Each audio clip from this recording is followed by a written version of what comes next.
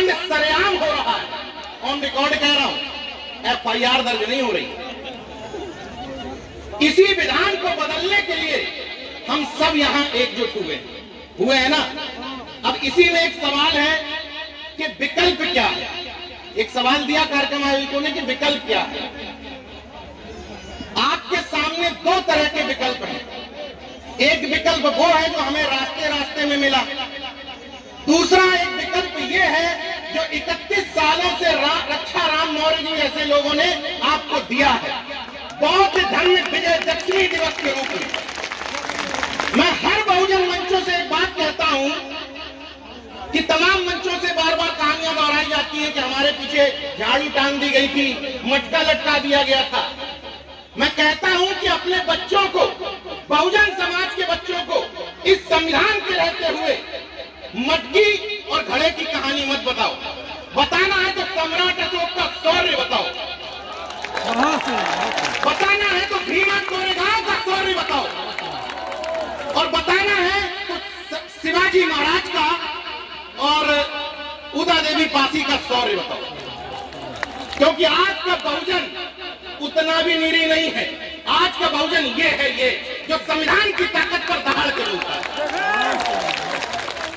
तो सवाल ये है कि विकल्प तो आपके सामने मौजूद हैं, लेकिन यहां जो तमाम भीड़ आई है पीछे पीछे तक, उनसे मेरा एक निवेदन है, जो लोग अशोक धर्म विजयदशमी के कार्यक्रम में आए हैं, वो लोग ऐसे कथा पांडालों की जाकर के भीड़ ना बताएं जहां बताया जाता है कि साल भर बच्चे को स्कूल न भेजो, शिवलिंग में बेलपत्ती चिपका दो, बच्चा पास हो जाएगा। ये तय करके जाओ कि इस पांडाल में आए हो तो उस पांडाल में नहीं जाओगे।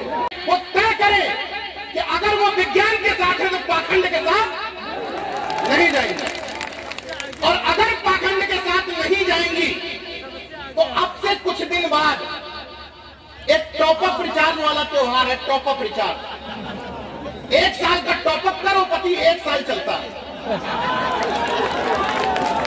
फिर 1 साल टॉपअप करो, फिर 1 साल चलता है। तो अगर चंद्रशेखर भाई को नेता मानते हो और नीरज भाई पटेल को भाई मानते हो, तो ये दोनों भाई बिना टॉपअप के धड़ाधड़ चल रहे हैं।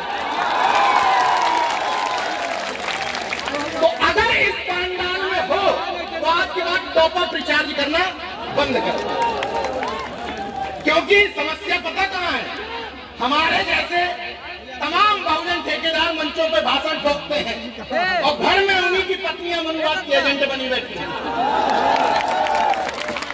हम कहते हैं गोबर है, घर में समझा दिया जाता है गोबर नहीं है, वो है ऊन वाला।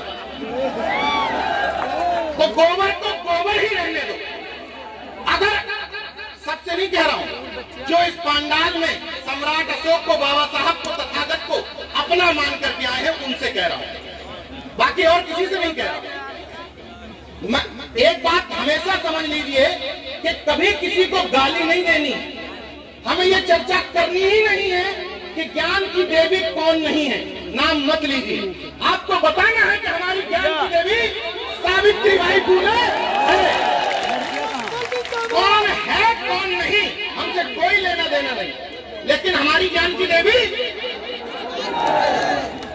उनकी विचारधारा पर अपनी विचारधारा को प्रतिस्थापित करना ही होगा। यही विकल्प है। तमाम पाखंडी विकल्प, यानी कि अवास्तविक जीवन के विकल्प, तमाम कल्पनाशील विकल्पों के बीच में हमारे एक महापुरुष का विकल्प दिया गया ना कार्य के रूप में, इन्हीं विकल्पों को हमें और आगे बढ़ाना और इंकरेज करना और